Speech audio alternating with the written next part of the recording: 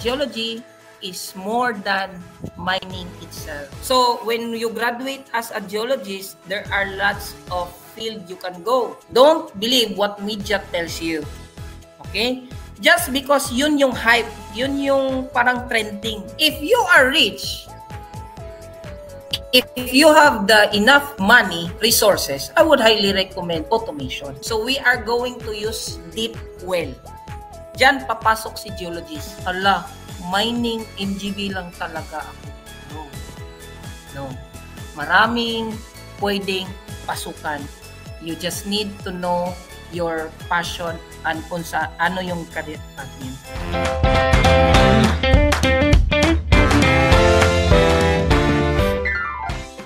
Welcome back to Under Pressure Geo Talk, the podcast where we explore the fascinating world of geology and its impact on our lives. I'm your host, I'm Irish Aranda, together with Justin Agbulas, and today we have a very special guest who's dedicated their career to understanding and managing our most precious resource, which is the water. Joining us is Engineer Hezekiah King Canyosa, an irrigation engineer geologist with a passion for ensuring sustainable water resources for generations to come. Engineer Canyosa, thank you for being here. Thank you then for inviting me for this wonderful opportunity regarding the under pressure. To officially start this episode, we would like to ask about your experience. So, what inspired you to pursue a career in geology? And how did your journey into this field begin? Okay, good evening everyone. By the way, let me introduce first myself. I am engineer, or you can call me as geologist Hezekiah Canyosa, but you can also call me as Sir King. So, before anything else, let me introduce muna kung ano yung background ko. So I'm also a PRC licensed geologist as well as an irrigation, specialized in irrigation engineer. In terms of my expertise, I am highly capable in the field of hydrogeo, irrigation, drainage, even into the construction engineering, as well as if you're familiar with occupational safety, health and environment, or what do we call as OSH, included also the water supply, wastewater infra filter system. Can you share us about your experience in what inspired you to pursue a career in geology and how did your journey into this field begin? Ganito yan, I want to be honest with you. In our time, when I was still in high school, media has a very big part to every person, especially in choosing their career path. In those time, ABS-CBN posted that the number one salary grade, to be honest with you, way back 2013 or 2012, 2014, number one is geologist. But eventually, that is the number one factor my parents pushed me, in which, honest to goodness, this is not my real or my dream course. But because of my parents' choice, I have to obey what they want. But along the way, during the time that I was in college, eventually, I've learned to love my profession. But I want to tell you, frankly, that not everything you desire, it will surely come to pass one day when you graduated in college. Because geology course is a very broad career. In the Philippines, if you want to talk about geology, the first impression, the first thing that comes into the mind of every young people or young generation when it terms to geology course, it's all about mining. Is it true, right? But I want to tell you honestly, mining, geology is more than mining itself.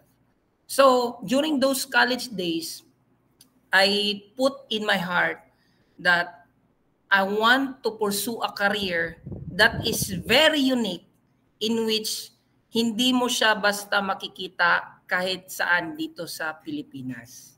So that's why eventually when you cross the bridge, you will know what to do. So after I graduated, I tried to apply to different career path. Luckily, I was hired since I was a DOST scholar. So since I was a DOST scholar, as in exchange, as utang loob, kasi pinapaaral ako as a DOST. So my first career path or my first job landed in Department of Science in Technology. But in the Department of Science and Technology, I was assigned in a very specific field, which is called the vertical halophyte filter system. Have you heard of that, Justin? No. So vertical halophyte filter system is an international project, which is the one who introduced this to the Philippines is a Dutch Norwegian. So they were like a special hired international to work here in the Philippines. So fortunately, I was the pioneer on this kind of project, in which this is in every factories, in every hospitals, in every manufacturers, since we have what we call DENR, or Department of Environmental Natural Resources, which is called ECC standard certificate, that every buildings, every factory should pass the ECC standard. But unfortunately, believe it or not, lahat ng mga wastewater, especially sa hospital, especially sa mga malls, hindi talaga maikakaila, directly dump yun sa river. So the river nowadays is very prone for mga bacterias, mga viruses. That's why prone ngayon ang polio. So the DOST's job is to introduce that what we call a filtration system, but used in an eco-friendly, using a layered na mga kind of lithology or kind of rocks, 10 types of layers. Eventually, pag pass through niyan sa tubig at wastewater, ang lalabas niyan malinis na tubig papunta na sa river. So that's why then I realized, wow, this is a very good investment. This is a very good career path na papasukin ko yung field of water. Okay? So when we talk about geology, geology is the science, study of rock, right? Study of earth. So when you graduate as a geologist, there are lots of field you can go. You can either go to mining, you can go to proceed to teaching, and eventually, lahat ng mga estudyante, pag graduate nila, na-close yung mind nila eh. Wala talaga akong magagawa. MGB na lang ang papuntahan ko ngayon. And if you want to pursue with MGB, the problem with the government is it's too hard to have a plantilla, yung makaka-item ka na. Kasi may mas nakauna nang naka-hire doon na posisyon.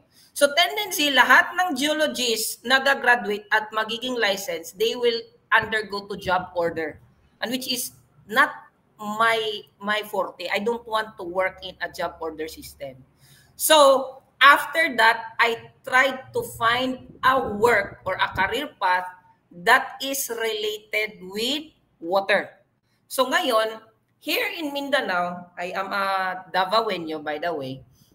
Marami ditong mga plantations. You're familiar with pineapple plantations like Dole, Del Monte, yung iniinom nyo na Del Monte pineapple juice, okay? So dito yan galing. Like yung mga banana na Cavendish na pag binili mo yan sa 7-Eleven, tag 25 pesos yung isa or 22. So dito, yung mga malalaking banana plantation like Tadeco, Sumifru, Unifruti, Lapanday, nakita ko yung opportunity to learn. Okay? So, iba kasi yung mindset namin dito sa Mindanao eh. Iba yung mindset ng mga fresh graduates after they graduated. Ang mindset kasi namin dito, it's not about the salary. Okay? Because tendency sa mga Gen Z ngayon, yung mga bagong graduates, generation ngayon, if they graduate, the first thing they want to consider is the salary grade. So, ngayon, pagpasok ko ngayon sa Lapanday, I did not look for the salary but the experience itself because this is the first time. So the moment that I apply for the Lapanday Foods Corporation, open yung tinatawag natin na irrigation. Okay. What is an irrigation? An irrigation is a kind of application sa mga tanim natin na didiligan natin ng tubig using man-made na customized like PVC pipes para lang pagdaluyan ng tubig para doon natin ididilig kasi mayroong minimum water requirements in every plants. Kasi sa mga banana plantations and pineapple plantations na meron silang requirements na water tapos may drought season, kinakailangan ng tubig. So the only way that we can supply a water that is clean, okay? So we are going to use deep well. Diyan papasok si geologist.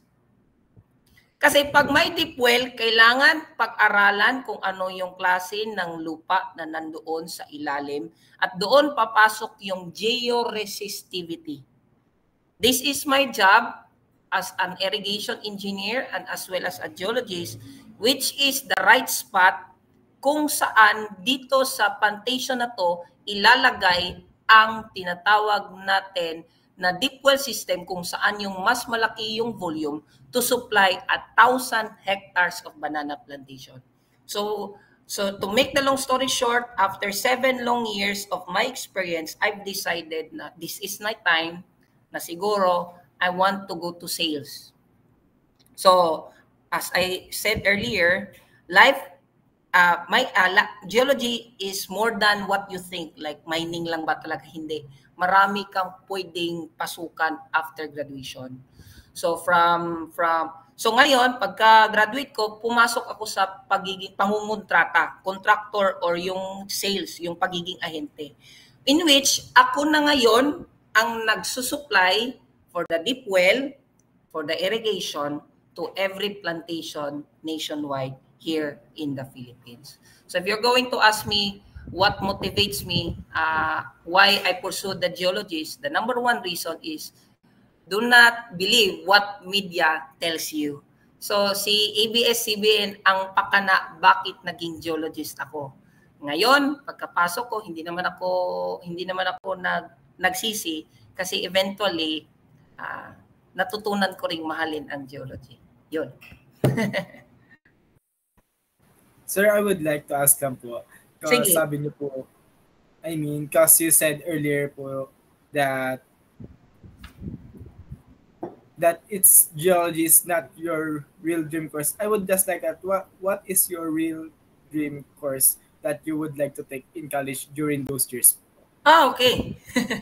Actually, if you are going to ask me, my dream job during that time is to become geodetic engineer or maybe UP Diliman yung first choice ko kasi hard na ako, but eventually to make the long story short, parents' choice, nag-geologist ako. Yon, geodetic engineer. Well, actually, sir, we somehow experienced your experience about not choosing this program by choice, since the geological engineering program is the only offered program for us by our university, which is the Batangas State University, the National Engineering University. But we're actually enjoying it for the past 3 years, or within the 3 years that we've been studying here.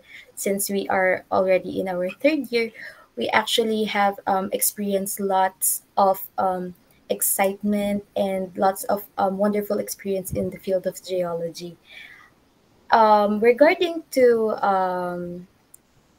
profession again, in the field of geology, how does the volume and variety of waste generated by hospitals or factories, as you mentioned earlier, affect the effectiveness of the said filtration systems?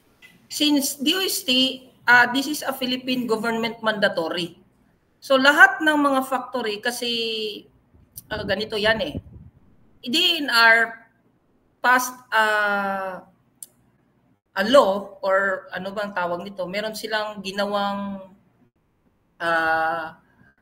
law that mandates every factory should pass the ECC standard na hindi, meron yung parang threshold eh, na hindi dapat ganito kalaki yung lalabas na waste doon sa i-dump sa under the yung sa river, sa dagat or so whatsoever. So doon pumapasok si DOST. Mandatory talaga yan. Partnership talaga yan.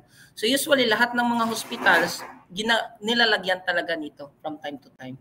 Mandatory yan. Oh, I actually remembered we have a subject which is the it focuses on the law, and I was really amazed that you still remembered all of those. And actually, there's a lot of law related to geology, so we've been actually studying and discussing about those also.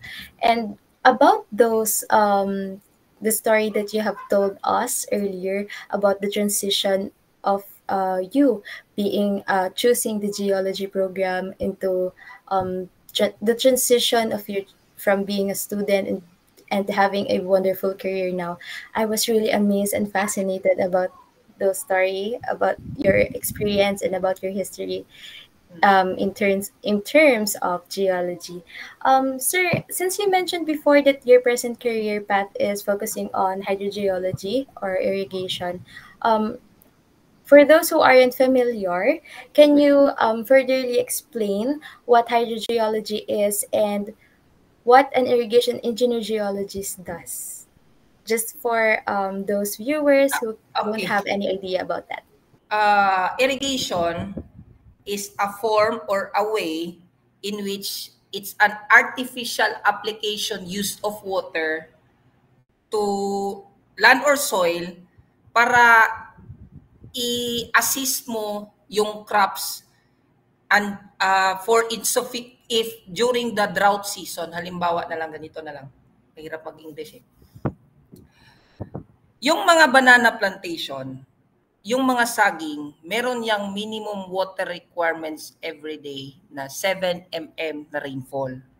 Kasi yung saging, 80% ng body ng saging is water. Just like us, as human, 70% ng katawan natin kailangan is pure water, if I'm not mistaken. Same as true sa banana, 80% ng banana is water. Kapag meron lang kulang na tubig na maiinom or sa katawan ng banana, malaki ang epekto nito sa kanyang bunga. Kaya nga, kapag hindi enough yung sustain ng tubig sa isang banana, ito ay yung kanyang weight ay magaan masyado, which is cannot pass kapag i-export mo to sa labas. Whereas Philippines is number 1 exporter of banana in the whole world. Tayo yung supplier ng banana nationwide, even the pineapple plantation. So dyan kumakam in ngayon na meron tayong artificial use of water para like for the river, the lakes, the underground using the deep well, kukunin mo yan, ilalagay mo siya ng reservoir, gagamitan mo ng pump, booster pump, ipapadaan mo sa main pipe yung mga tubo, PVC pipe, papunta sa manifold, hanggang doon siya tutulo sa mga specific roots or specific na plant kung saan mo siya didiligan. For the sake, lahat ng mga tanim sa field is masusuplayan ng tubig for the minimum water requirement every day. Irrigation is very necessary here in the Philippines since starting March, April, May, June, July. Yun yung tinatawag natin na drought season. Sa isang buwan, 10 araw lang yung ulan. which cannot sustain for the whole month, that can affect the result of the volume of the banana plantation. So in terms naman sa hydrogeo, malaki yung hydro. Hydro means water, geo means earth. So hydrogeo naman is another side for the irrigation. Yung hydrogeo naman is like, I'll give you an example. Yung mga water refilling station. Familiar with water refilling station? Yung water refilling station, kinukuha yung tubig sa ilalim ng lupa. Yun, kumakam in si deep well. Okay? Diyan, para kukuha ng water, gagamitan yan ng georesistivity. Geo means earth, resistivity is the study or survey of the earth's stone rocks. Then, gagamitan mo yan ng mga technology to get the mga anomalies or IPs niyan para pagtingin doon sa table, if I can show you, can I share something? Mahirap eh. Bawal ba? Can I? If it's okay with you, how to share screen? Present now. Mahirap eh. So you can share your screen so we can view it more widely on what you were talking about. Yeah, mahirap kasi mag-explain eh. Wala akong mapakita. So at least may idea kayo. Sige, isa-isahin natin to. Maganda tong topic. So this is what we call, sige, simulan muna natin dito. Sige ha, for your eyes only. So this is a classic example when I was still an irrigation engineer at Lapaday Foods Corporation. This is an example of a banana plantation in Cavendish variety. So in this farm, for example, this is a classic example of a farm here in Digos, Davao del Sur. We normally classified the types of soil because malaki yung rule ng geologists. Tingin nyo sa mga banana plantation, pineapple plantation, geologists is not cannot give an impact. No, you can give an impact because forte din ng mga geologists, not just an agricultural engineer, to determine what type or kind of soil na nandoon within the field. For example, this class 1, yung nakakulay blue, it is a loam type soil. Yung mga nakakulay green, which is the clay soil, yung mga other soil dyan is sand and clay. Diyan mo makikita na classification kasi pag as a geologist, pag ma-determine mo doon sa field na ito yung soil, malalaman mo kung saan ang most fertile at yung mga plant na hindi masyado maganda yung kanyang bunga. Kasi ang ending niyan, pag hindi natin alam yung type of soil doon, sasabihin na lang nila na at fault na naman yung engineer, at fault na naman yung irrigation, at fault na naman, magtuturo-turuan. Pero in reality, meron palang factor kung malalaman mo yung soil classification ng isang area. So, halimbawa, dito naman, can you see my screen? Just say yes. Yes, sir. So, okay. This is around 1,000 hectares. Okay? Imagine that. This is a 1,000 hectares of banana plantation here in Davao del Sur. The supply of water, every plantation, remember, 80% of this is water. So, kailangan, kasi may drought season from February hanggang July or August. So, kailangan every day, meron tayong supply of water. Dito kakampin si irrigation. Saan galing yung source of water? Kinukuha yung tubig dito sa malaking river na to.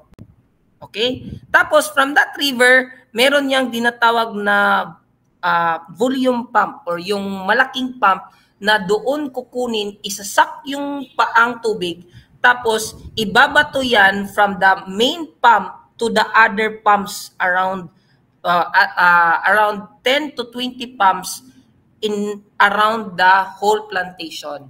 One pump is equivalent to 50 hectares ang kaya niyang isupply.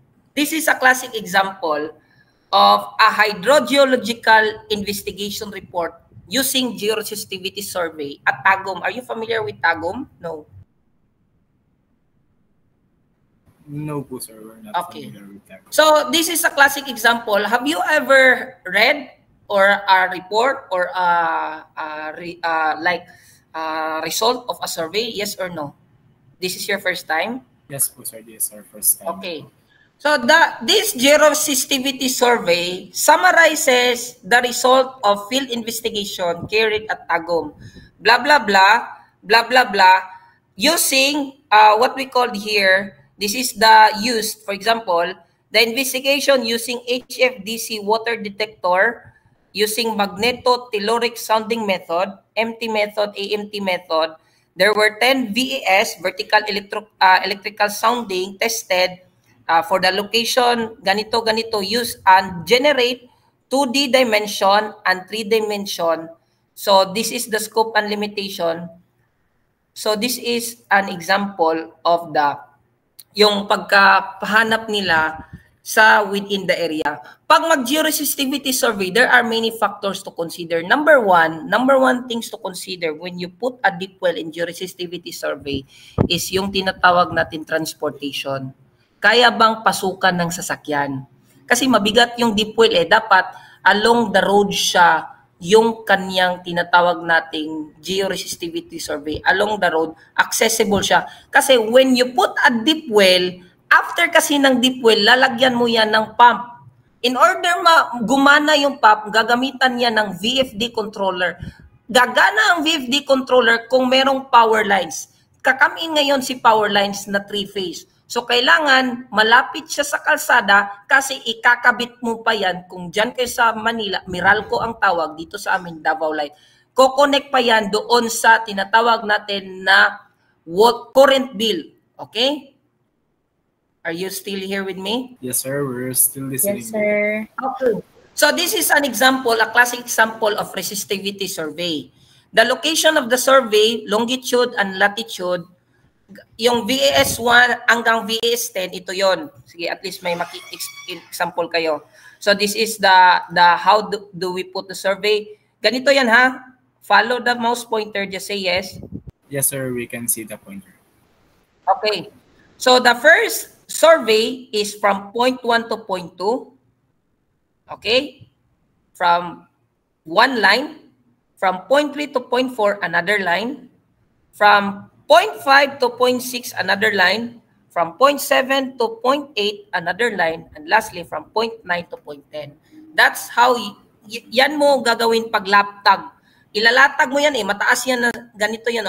Papakita ko sa inyo para may idea kayo yan. Who among you, ngayon lang nakakita for the first time, ano yung georesistivity survey? We haven't seen it before, sir. I guess. So this is your first time na na-introduce sa inyo. Yes, sir. So ganito yon. So this is a classic example of georesistivity survey. Ito yung gamit na device, tapos meron yung parang wiring, nakikita nyo yung kulay puti at kulay itim. Ito yung ilalatag, depends upon, usually 50 meters yan tapos paglatag niyan, kukunan mo yan ng GPS location. Aside sa GPS location, kukunan mo yan ng elevation. GPS location, longitude, latitude, elevation. At saka, ngayon, at the end of the day, from that, ito yung nagpagdesisyonan na points. Nakikita niyo yung parang binibilugan ko sa mouse pointer. Yes, sir. Gumagawa sila ng marker as a sign na dyan ilalagay pag matutuloy ang deep well system. Ngayon, ito yung VS1, VS2. Ito yung elevation, starting, end line, starting, end line. So, 5 linya ang ginawa.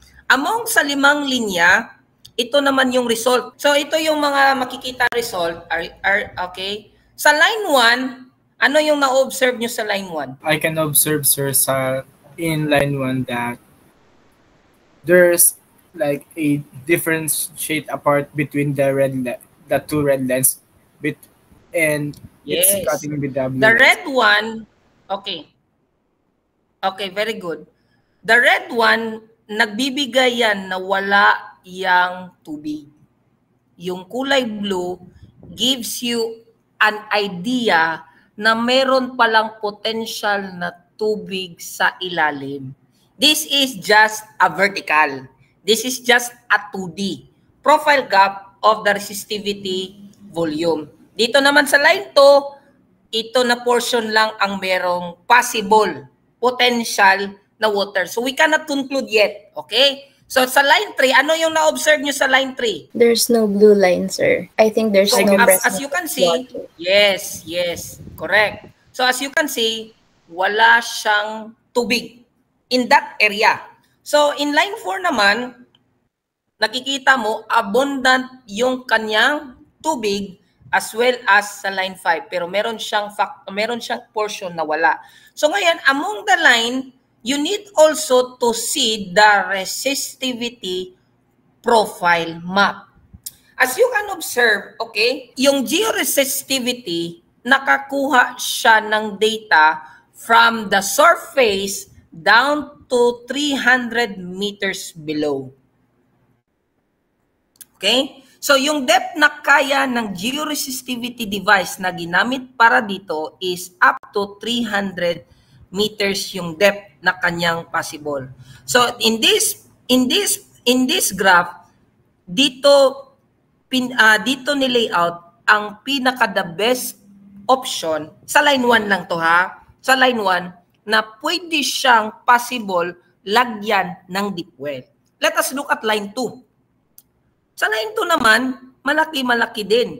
Sa line 3, ano nakikita niyo sa line 3? There's a big area po na that can be put on deep well po, but line 4 and line 5. So this is the resistivity profile map sa 3D, sa resistivity profile map sa 3D, 2, 3, 4, 5. So ito yun ang pagbase mo.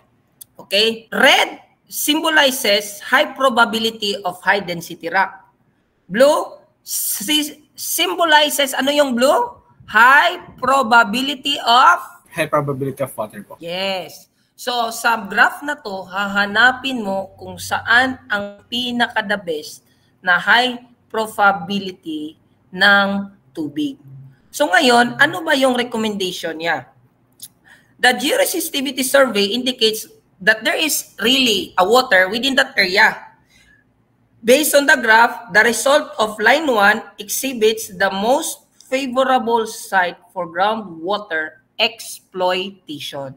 In reference to the said graphs, it can be examined that at the depth of 20 to 8 meters below the ground level, sufficient na yung water. So, recommended siya for exploratory well drilling. Okay? Sir, may katanungan ako. Sir, marami naman tubig naman, di ba, sir? Makikita mo naman sa line 4 and line 5. There are still things to consider as a factor. Number 1, mayroon kasi yung tinatawag, look at the screen. Okay? Di ba, nasabi niyo, sir, pwede naman, ganito yan. Just because nakita niyo, sir, mas marami naman yung tubig yung line 4 at line 5, ha? Bakit hindi nila na-recommend? Bakit si line 1 pa yung ni-recommend? There are factors or there are things to consider when you choose the deep well best spot. Number 1, vacant ba siya? Allowable ba siya? Or ang ibig kong sabihin, wala ba siyang mga tinatawag natin na mga anong tawag nito ha? The right term. Wala ba siyang sagabal within that area? Sabihin na natin na profitable, maraming tubig si line 9 to 10. Look at me. Sa line 9 at 10, marami kasing mga packing house dito eh. Dito nilagay yung, anong tawag dito? Dito nilagay yung packing house kung saan pinapak yung saging. Is it recommended na dito ilagay si deep well? Just say yes or no. No, sir. Okay. Si line 4, sir, maganda naman yun, sir, si 7 to 8, line 4. Ang problema naman sa 7 to 8, ito yung daanan ng truck, si container van. Okay? Dito dumadaan si container van para kunin yung saging at boxes dito sa loob ng packing house. Maganda naman si 5 to 6, sir, bakit hindi doon? Malayo na siya masyado doon sa road na accessible. Whereas dito ka sa line 1 at line 2, dito yung pinaka the best spot na kung saan walang sagabal within that area. So just because mas malaki yung capacity ng tubig sa ibang line, doon mo na i-recommend. tatanungin mo pa rin si recipient or si end user or yung client mo saan yung recommended niya. Then doon mo i-recommend kung ano yung pinaka-conclusion mo. Kita nyo? Malaki yung spasyo. That's how you decide where to put a deep well. Just because may tubig tapos may bahay na, gigibain ba natin yung bahay o hindi? No, sir. Yan. Isa din yan sa i-consider nyo when you pursue with georesistivity survey. Next.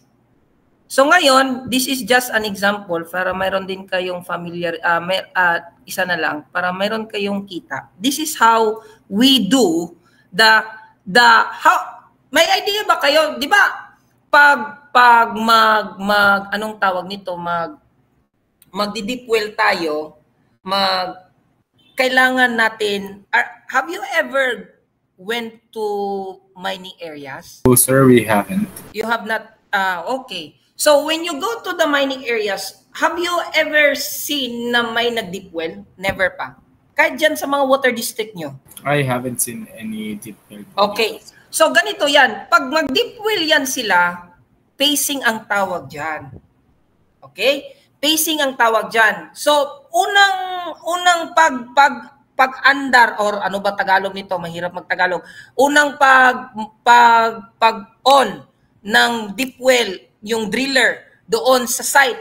Sige, unang i-drill, 0 to 10 meters. Yan yung ginagawa nila. Lalo na kung pupunta kayo ng open pit area or sa underground area, hindi ibig sabihin na ang requirements nyo is 100 meters deep, 100 meters agad yung anong tawag yan? I-drill. Hindi, pacing yan. 0 to 5 meters, kukunin muna, i-check. 5 to 10 meters, kukunin, i-check. 10 to 15 meters, kukunin, i-check. 15 to 20 meters, kukunin, i-check. So, ngayon, makikita nyo, this is just an example. Don't mind the color, okay? This report is not mine, okay? So, because they are not geologists, so layman's term ang ginagawa nila. So there's no such thing as blue clay, ha? Okay? But they have that what we call code, so it doesn't matter as long as it's a clay and a sandstone. Okay? Sandstone, blue clay, sandstone, blue clay. So, halimbawa, dito, from pag start nilang i-open, 1 minute, ito yung mga ginagawa nila. Pag matapos nila yung lalim na yan, they will just allow it for around 72 hours. 4,000 divide 72 hours. Yes, this is what we call 72 hours, 3 days. Hahayaan mo lang yung tubig after mong madrill na ipapaagos. Kasi kukunin mo kasi yung kanyang water level at drawdown recovery, and you will now know what is the GPM, or what do we call here yung discharge per gallons per minute or discharge liters per second ng tubig sa ilalim. I-allow mo lang ng 3 days, then if the moment you start from 1 minute, you can really see kung ilan yung kanyang gallons per minute until na mapunta, kasi nag-stabilize yung flow ng tubig after 3 days. That's how you do a deep well drilling system. So in terms of irrigation naman, this is what an irrigation looks like. Have you ever seen this kind of pump station? I think I've seen one before in our farm. So this, look at the mouse pointer. Dito yung deep well. Okay? Ito yung kanyang bunganga or yung kanyang mouth ng casing ng deep well. Dito kakam in ngayon ang tinatawag tong head filtration system. From the deep well, papasok dito sa head filtration system, dadaan muna dito sa filter. Ito yung filter. Hydrocyclone filter. Kasi, believe it or not, paglalabas yung tubig galing sa ilalim na to, kasama kasi dito yung buhangin, yung sand, silt, and clay. What will happen if we do not put a filter after the deep well go from the filtration from the pump directly to the field? ang mangyayari papunta sa dulo, hindi aabot o dadaloy yung tubig kasi magka-clog siya along the way kasi yung bahangin mismo ang haharang na hindi makapasok na yung tubig. Kaya dito ang pinaka-importante na role ng filtration, mapupuno to ng buhangin from time to time, itatawag natin tong flushing. Pagkatapos nito, dadaan doon papunta na sa field. Ano naman ang rule nito, sir? Yung naka-cage o nakahawla. Dito yung controller nito, i-on mo lang, i-off kung gusto mong paganahin yung automation naman nito. From the mother controller, this is where it responds. This is what we call a valve. Dito naman, i-switch on and off para kung ito na portion or ito na set or ito na area ipapadaloy mo ng tubig, gana or pwede mo din itong i-close. Dito mo gagamitin yung tinatawag na valve system. Usually, yung valve system, nilalagyan yan ng box. Sir, ano bang valid reason? Bakit nyo nilalagyan ng box or kundi kinukulong pa to na parang kulungan ng manok? Kasi dito sa Mindanao, high risk of theft. Do you understand? Malaki yung potential dito na nakawin ng mga taga rito rin. Kaya nga, kahit walang silbihan sa bahay, ang mga Pilipino kasi kapag may nainteresan, igagawin yang buti bakal. So, ito naman ang pagkagawa ng yan. Ito yon. So, ito naman is yung sprinkler system. So, have you ever also tried to go with hydroponics? Nakarinig na ba kayo ng hydroponics? I think this is the first time that I heard about it. Okay. Yung mga gulay sa grocery, sa mga mall, hindi na yan galing doon sa farm sa bukid. Man-made na yung greenhouse. Dito kumakam in ngayon ang hydroponics. Irrigation ang pakana ito. So yung mga lettuce na binibili mo, kinakain mo sa samgyupsal, ang sarap kainin. Favorite mong kainin. Hindi mo alam, irrigated pala yan. Saan ginawa yung lettuce? Doon lang mismo sa bahay. Kaya nga, ang nakaganda, ito yung 5 to 10 years from now, ang irrigation, malaki yung impact dito sa Pilipinas. Kasi we are now transitioning from manual labor to automation. Kaya yung mga halaman, instead na manual yung pagdilig, gamitan ng tabo, ngayon hindi na. Ginagamitan na ng automation. Kaya yung mga plants doon na sa greenhouse, parang man-made na structure na bahay, kasi prone din kayo ng bagyo dyan sa Luzon, which is a very good para hindi lamukin, hindi mainsektuhan, walang pesticide. So dito kumakam in ngayon yung irrigation. Isang tubo, merong dripper button, dyan tutulo yung tubig. Bakit ang liit ng tulo, sir? Kasi meron lang tayong tinatawag na minimum water requirement every day. Kung ikaw daw, ang minimum requirement lang every day is 10 tubig, tapos iinom ka ng 50 tubig, maiimpatso ka talaga. Ang ibig kong sabihin, kung ano lang yung kinakailangan na tubig requirement ng isang halaman, yun lang ibibigay. Kasi pag susubraan mo rin, hindi nakakadulot ng maganda sa mga halaman. Kaya, ang irrigation is conserving water para hindi masyado gastos yung tubig as well as tama ang precision ng pagbigay, distribution ng water requirement sa mga halaman. So yan, ito yung irrigation. So from the deep well, sometimes they put filtration.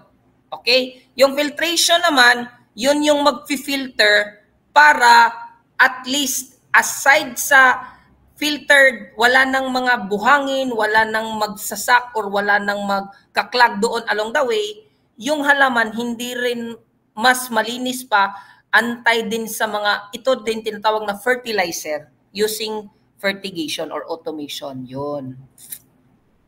Okay. And lastly, kasi sa deep well naman, para may maintindihan kayo, every time may deep well, kinakamin natin si NWRB. Are you familiar with NWRB? Quite, sir. I think it's the National Water Resource. Yes. Si NWRB, hindi ka allowed mag-deep well, especially pag malakihan na hindi ka naghihingi ng permit. Saan mo kinukuha yung NWRB? 8th floor NIA Building, EDSA Diliman, Quezon City. So, which is kailangan ng mga checklist para checklist para makuha para allowed kayo yung plantation nyo na mag-deep well. Pwede din ang geologist sa water district. Are you familiar with water district? Malaki ang role ng water district ang geologist kasi si geologist ang nag-determine kung saan dumadaloy using the studies of when you study the location of every deep wells, you will observe kung saan yung nagfa-function at hindi nagfa-function. Bakit kaya? This is the monitoring wells here in Davao City Water District. So if you can screenshot this one. For example, this is an area in Mintal. Yung deep well doon is 100 mm yung size. Depth is 70 meters. You can observe yung kanyang lithology. Iba-iba yung kanyang klase ng bato na kinukunan ng source of water. Meron tayong Masuhi, Apo Volcanics, Mandog Formation. Then, this is what we call, the purpose of this is you can determine kung saan yung gumagana at anong taong abandoned na. So ito yung mga deep well designs. One day, maybe you will become a contractor or you will proceed with georesistivity or drilling na projects. Malaki ang role if you understand how to design the monitoring wells, especially when you understand the stratigraphy. Stratigraphy is also the basic fundamental thing as a geologist that we should understand, especially the rock cycle, the Bowen's reaction series, as well as yung mga history ng lupa natin. I think I have discussed everything that I need to let you know regarding my profession. Due to time constraints, sir, I just have one last question. I'm really interested about the hydroponic that you mentioned earlier.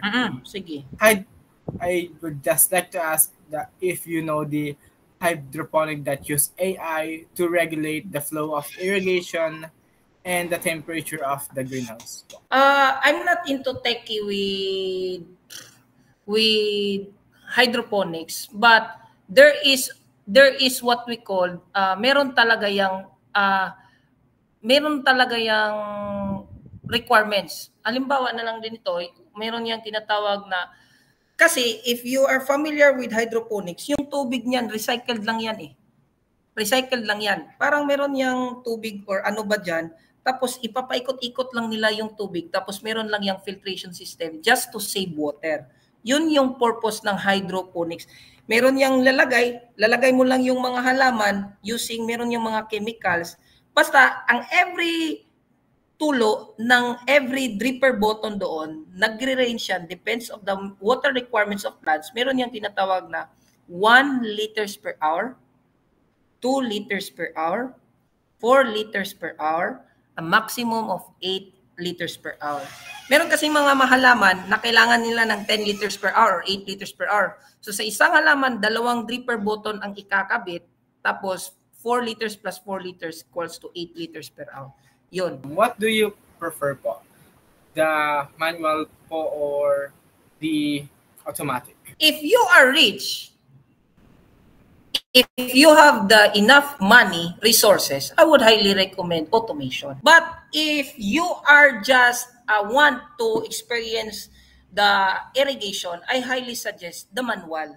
Kasi lahat naman ng mga banana plantation dito kasi they are also they want also the ROI, return of investment. They are mostly 80% of every plantation is using a manual. What do I mean about manual? It is still an irrigation, but yung mga workers or laborers nila, sila yung nag-on at off sa mga gripo, tinatawag na ball valve. Pag automatic kasi, doon nakikita mo yung controller, umuupo lang yung supervisor doon, i-click mo lang, okay, farm 1, open. O-open yan. After one hour, tulog lang yung nagbabantay, gigising kasi nag-alarm clock, i-close niya yung farm 1, i-open naman niya farm 2. Whereas pag manual, magdadala ng motorsiklo yung mga labor doon or mga nagtatrabaho doon para manu-manuhin nilang i-close off lahat ng nandoon sa area.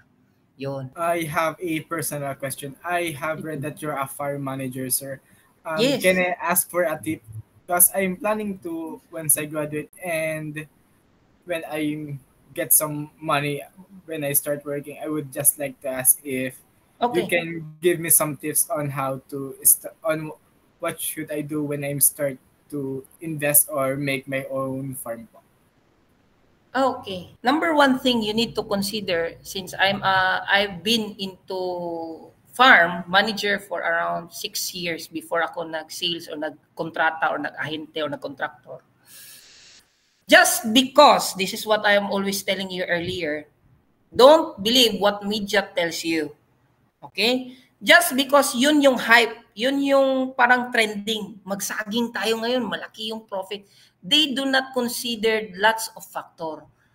Ang saging, malaki yung factor na malulugi o mababankrupt yung negosyo kasi meron siyang disease. Are you familiar with MOCO, PD? Not a problem with corporation, with big companies because they have the money to buy abono or to buy fertilizer. But if you are just a startup farm, you want to start with your own, find a plant na hindi mataas yung risk, especially number 1 sa mga disease. Kaya nga, pumasok ngayon si hydroponics. Kahit saan ka ngayon, malaki yung kita ng hydroponics because all you need is bumili ka lang noon ng kit, mabibili mo yan sa Shopee, tapos i-built-in mo lang yan, maglagay ka lang ng lettuce, ilang linggo niyan, mabibenta mo na. Lagay ka na naman ng lettuce, ibibenta mo na yan. Ang pinakamaganda lang dyan, ang pinaka-rule mo dyan, the moment meron ka nang na-put up na plants, pepper, lettuce, sili, o ano pa yan, ang distribution, ang malaking factor na i-consider mo. Just because you have already the supply, sino naman ang bibili? Kapitbahay mo? You need someone in the market to tap in for the distribution. Yun. So marami kang things to consider. Do not directly kasi maganda to, magagawa ako, magtitinda ako, may negosyo to, maganda ang ganito this I am giving you a practical, okay? This is a life matter. When in terms to knowledge, knowledgeable ako, but in terms of application, hindi ka makakahanap ng ganito. Ganito yan. Just because trending siya, susundin mo, wag na wag. What is in your heart, what is your passion, go with it. Okay? Kung ito talagang pagmamahalan, minamahal mo, if you are familiar with Three Idiots, pinaproceed siya ng engineering but he loves to be in photography, do it. Do what you love. Don't just because ito yung sinabi sa'yo. Because at the end of the day, choice mo yan buhay mo yan So ngayon, halimbawa, gusto mong magnegosyo, magandang magnegosyo ng restaurant, magandang magnegosyo ng pagkain, marami kang i-consider kasi marami kang kalaban sa market. Yun. Ngayon naman, sir, paano naman yun, sir? Halimbawa, sa akin, sir, geologist na ako, wala na akong magagawa, licensed geologist na ako. Anong gagawin ko, sir? This is what I also believe. Proverbs 19:21. There are many plans in the minds and in the heart of a man, but at the end, it's the purpose of the Lord that will always stand. Kahit anong pilit mo, gusto mong pumasok sa mining, if it's not the will of God, hindi para sa'yo. Kahit anong pilit mo na mag-pray ka, magpunta ka ng MGB kasi wala kang backer, hindi talaga para sa'yo. Kahit anong pilit mo makapasa ka sa board exam, pag hindi naman, marami akong kakilala, successful ngayon, hindi nakapasa ng licensed geologist, they are a very successful professional virtual assistant. Okay? So, do not despise VA. Malaki ang kita sa VA. Pero I do not recommend. Sayang yung karir mo. Okay? So, what I'm trying to say is that you will know when you get there. Okay? Enjoy what you have right now. Enjoy the present. Don't focus on tomorrow. Enjoy what is now. And lastly, do not believe what other tells. Do not be envious or do not get jealous kung yung kasama mo pagka-graduate nyo wala talaga, ganito talaga pag-reunion. Magkano sahod mo? Ay, 30,000 pre. Ako 12,000 lang. Believe it or not, lahat ng engineering course nationwide, 12,000 ang starting. Believe it or not. So put that in your mind, ha? 12 to 15,000 ang starting sa lahat ng engineering course nationwide. Kung makaka 20,000 ka, swerte na yon. Basta ang starting ko pagkasimula ko, alam ko engineer ako, pero 12,000 yung pagkasimula ko. So yun ang gusto kong ipaglagay sa sarili ninyo na you will know when you get there. Just try to apply. Kung yun yung career path mo, i-enjoy mo muna ngayon. Until such a time, you will really, don't be bothered kung ano yung nasa iyo in the mid-20s to 30s. At the age of 30 to 40s. Kaya nga, may naging presidente ng maaga, mayroong na presidente ng matanda, may nag-successful ng maaga, may nag-successful ng matanda. It's all about when you enjoy your life. Okay? Enjoy your life, you will get there. Especially geologists, pressure talaga ang geologists.